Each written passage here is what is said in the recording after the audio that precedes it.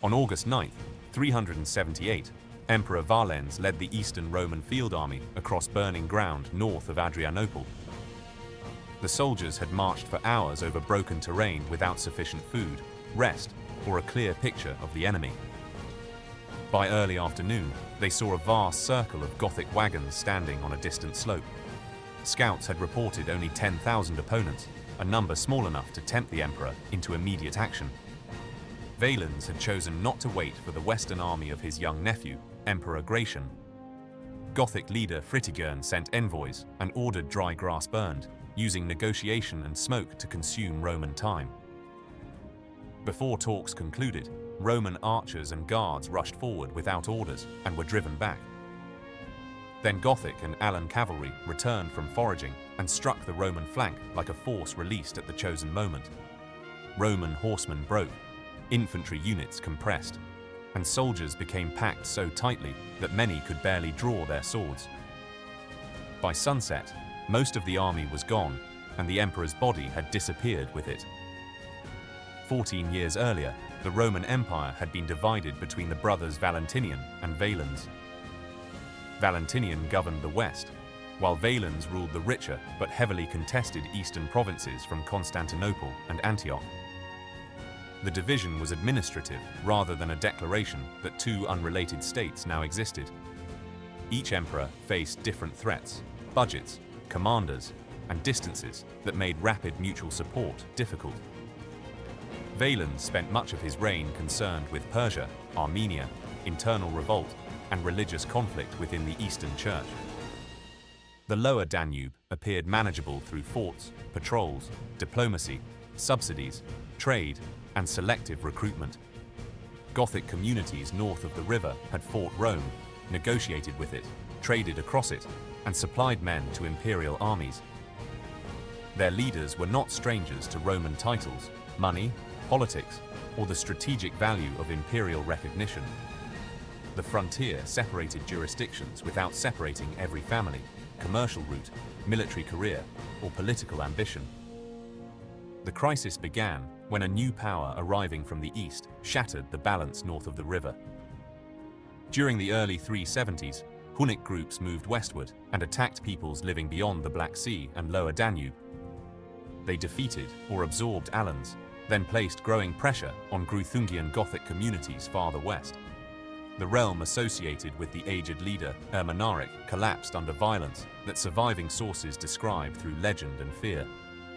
Athanaric attempted to organize defenses behind rivers and earthworks, but mobile attacks and political division undermined resistance. Among the Thervingi, Fritigern emerged as a leader able to organize people seeking escape rather than another uncertain stand. Crowds moved toward the Danube, carrying children, animals, household goods, weapons, and memories of communities already destroyed.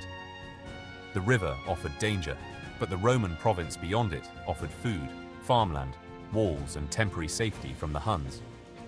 Envoys asked Valens for permission to cross and settle inside the empire. They promised obedience and military recruits, giving the emperor both a humanitarian decision and a strategic opportunity. Valens approved the admission of the Thervingi, expecting grateful settlers who could farm land and reinforce Roman armies. In 376, Roman boats and rafts began carrying Gothic families across the flooded Danube into Thrace. The numbers overwhelmed officials who were supposed to register, distribute, disarm, feed, and supervise the newcomers. Storm, darkness, and urgency turned an organized transfer into continuous movement across a dangerous river. Greuthungian groups initially denied permission crossed separately when Roman attention and patrols were consumed elsewhere. Weapons that should have been surrendered were concealed, retained through bribery, or overlooked by exhausted guards.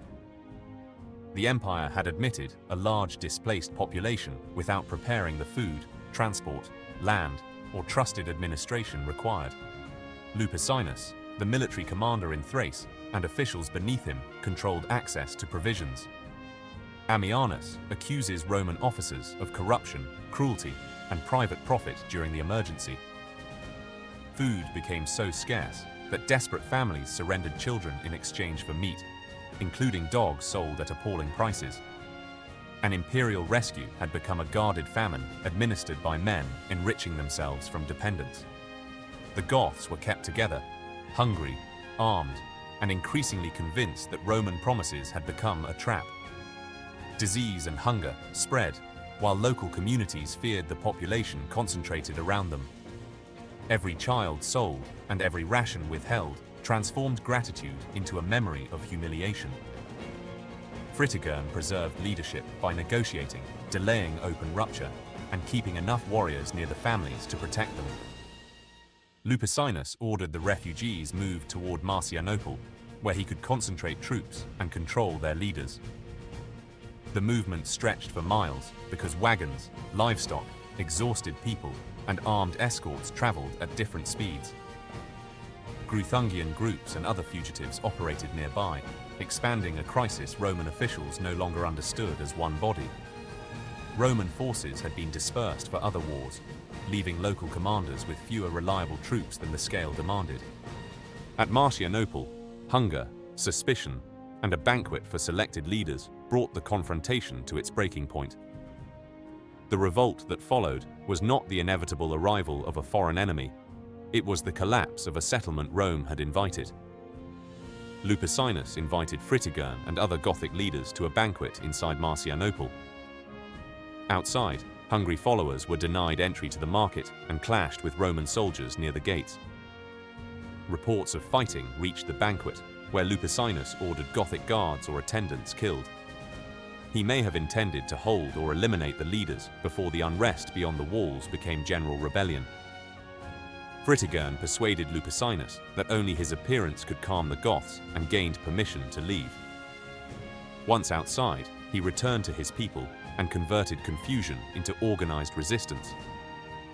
Lupicinus gathered available Roman troops and marched against the rebels before they could disperse or gain reinforcements. The Roman force attacked near the city and was decisively defeated. Surviving Goths captured Roman weapons, armor, horses, and the confidence created by their first victory.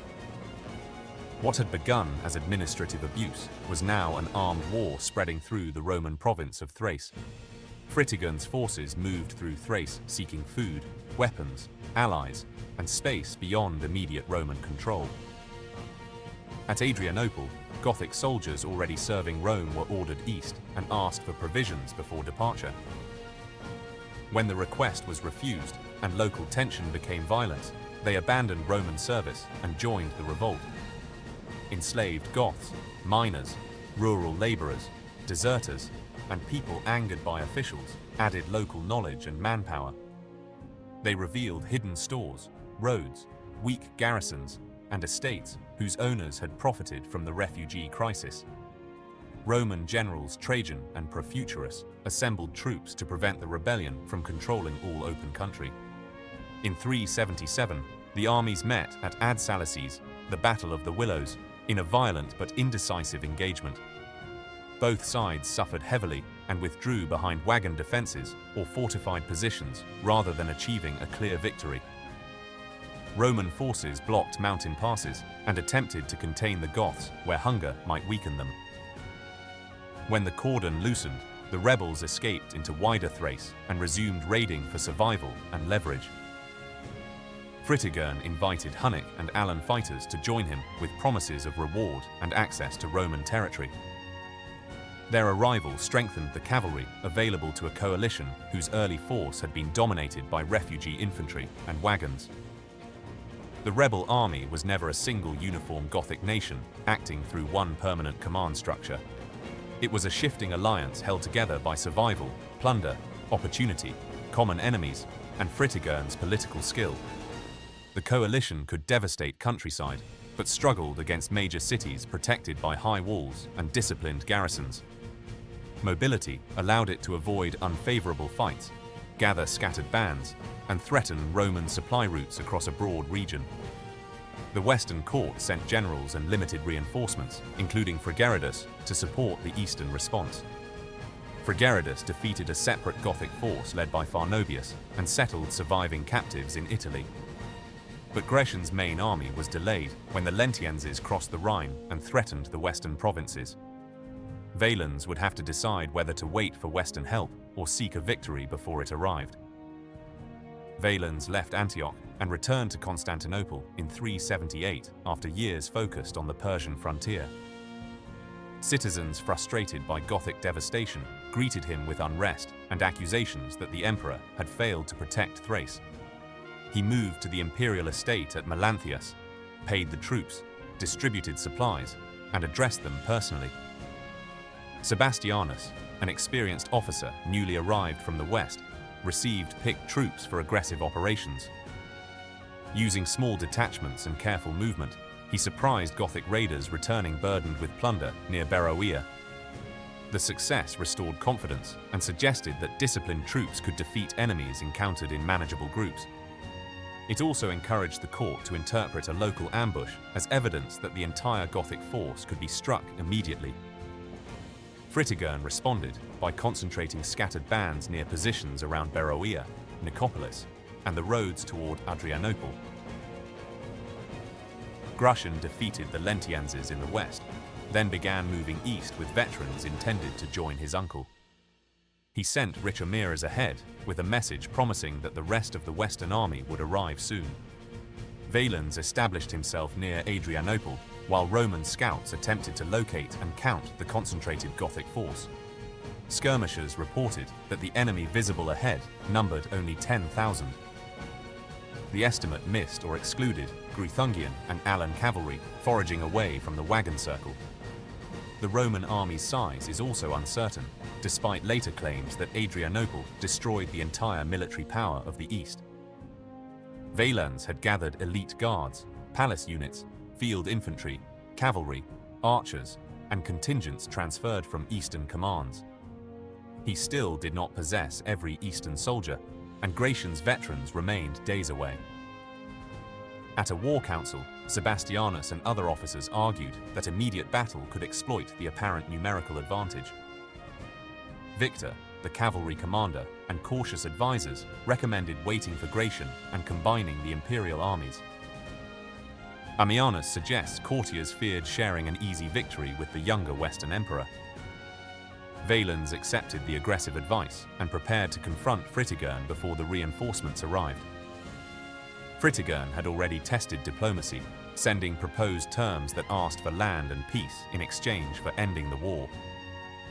Valens and his advisors suspected the offer was designed to delay, divide, or improve the Gothic position. Yet negotiation remained useful to Fritigern because every hour allowed scattered mounted forces to return. Before dawn on August 9th, Valens left imperial baggage, treasury, and major insignia protected inside Adrianople. The field army marched without the material tail that might slow a rapid approach. Ammianus says the troops crossed 8 miles of broken ground as the burning day advanced toward noon. The distance was not extraordinary, but terrain, formation, summer heat, and urgency turned it into exhausting work. Food and rest were inadequate for men expected to deploy immediately upon contact. The column stretched, cavalry arrived unevenly, and units needed time to identify their places in the battle line. Around early afternoon, the wagon circle finally appeared, and the march became a confrontation before the army had fully recovered. The Gothic wagons formed a defensive ring protecting families, supplies, animals, and the political community behind the warriors. Fritigern's infantry held near the circle, while much of the coalition cavalry remained somewhere beyond Roman sight. Roman officers could see a stationary camp that appeared to confirm the scouts' reassuring estimate. The cavalry on the Roman right moved forward first, while parts of the infantry and left wing were still arriving. Deployment occurred under heat, smoke, hostile noise, and uncertainty about whether negotiation or battle would follow. Fritigern first sent an envoy whose low status made Valens question whether the offer represented a serious agreement. He then requested a high-ranking Roman hostage as proof of good faith before more important talks. Ricimeres volunteered to go, carrying both authority and experience as a commander trusted by the Western court. Goths set fire to dry grass, and smoke drifted toward tired Romans while the exchange consumed additional time. before Richemers reached the wagon circle, unauthorized violence made the diplomatic question irrelevant. Archers and shield guards under Bacurius and Cassio rushed toward the Goths without receiving the general order to attack. They advanced too far without support, and were quickly forced back toward the incomplete Roman line. The movement triggered responses from nearby units that could not know whether battle had officially begun. Negotiation collapsed because no messenger could pause troops already exchanging arrows, javelins, and charges. Roman units entered battle in the order they had reached the ground, not as one completed arrangement. The right cavalry became engaged while the infantry tried to extend and anchor the center. On the left, troops pushed toward the wagon circle and briefly threatened to reach its defensive edge. Dust from marching and combat mixed with grassfire until officers could see only portions of the field. Orders carried by voice, trumpet, and standard arrived after the situations that produced them had already changed. The battle began not with one deliberate decision, but with a local attack spreading faster than command could regain control. The missing Gratian and Alan cavalry returned as the Roman formation committed itself around the wagon circle. Their leaders, Elathius and Saphrax, brought fresh horsemen onto a field already obscured by smoke and confusion. Ammianus compares the arrival to a thunderbolt striking from the mountains. The assault hit cavalry that lacked secure infantry support and had already spent strength during the chaotic opening. Roman horsemen gave way, exposing infantry flanks that had expected mounted protection. Gothic infantry advanced from the wagon circle as mounted forces increased pressure from the sides. Roman companies compressed to resist threats arriving from more than one direction. Men were pushed so closely together that Ammianus says some could scarcely draw a sword or withdraw an extended arm. The Roman left had nearly reached the wagons, but the rest of the cavalry failed to support or extend its success.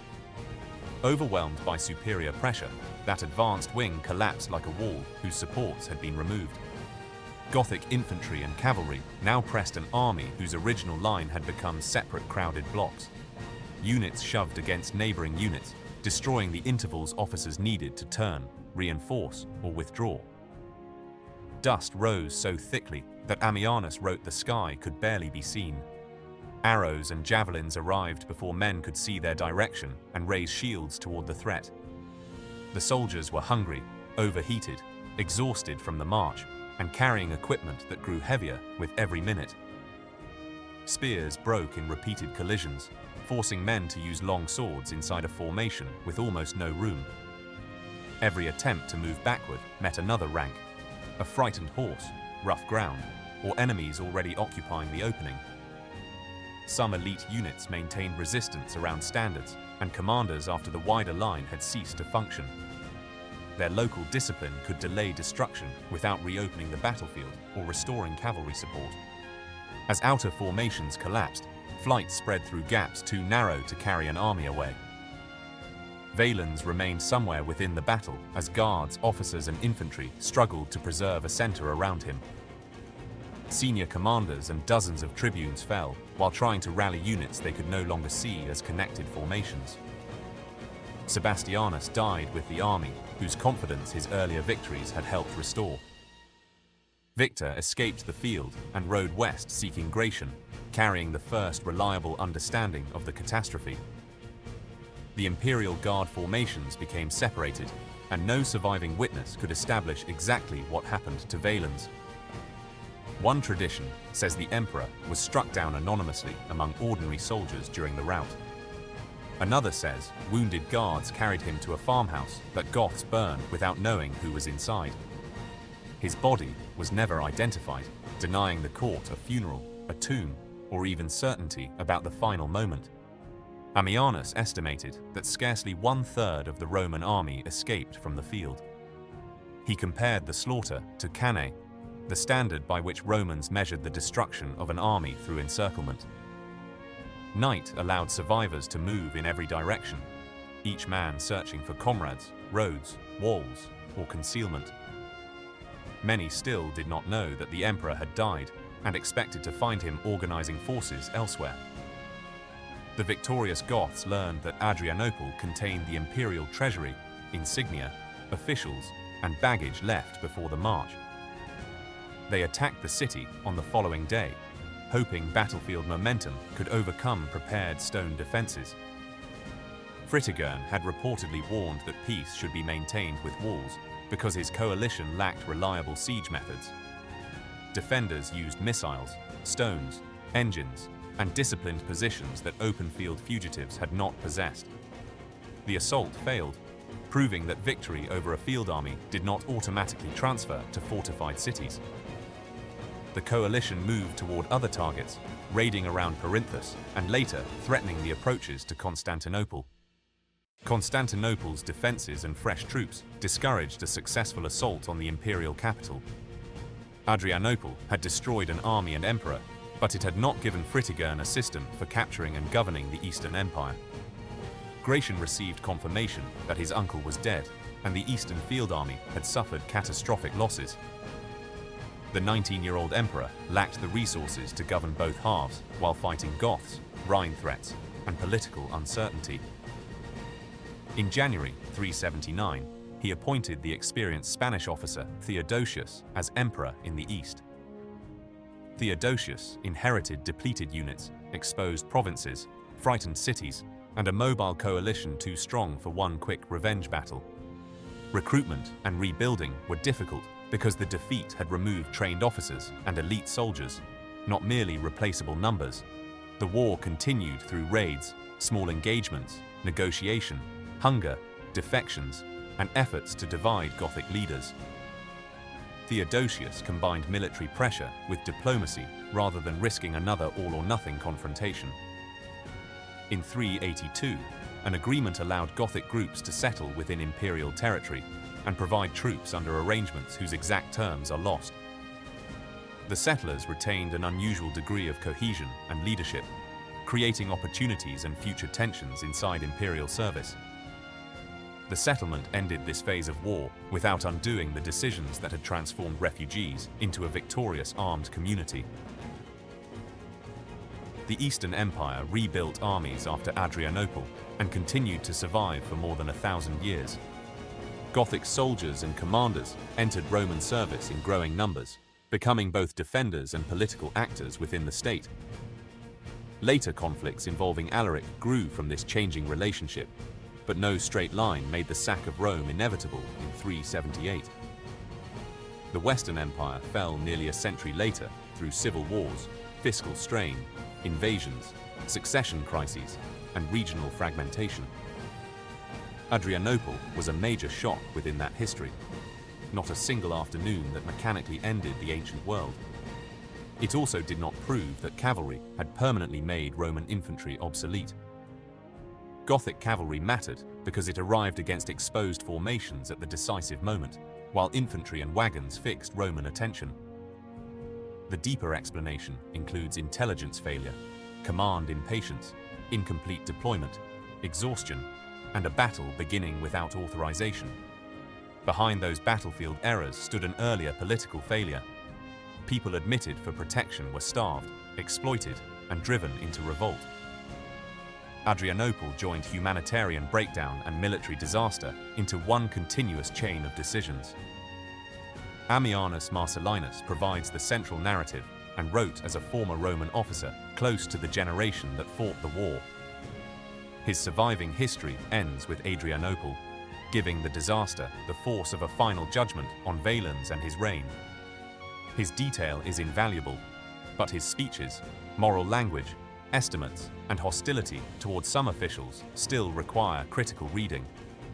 Later, church historians preserved additional versions of Valens's death, shaped partly by religious conflict over the emperor's beliefs. Roman and Gothic army sizes remain debated because the sources provide incomplete and inconsistent numbers. The exact battlefield location north of Adrianople is also uncertain, despite plausible landscape reconstructions. The reliable sequence is strong enough.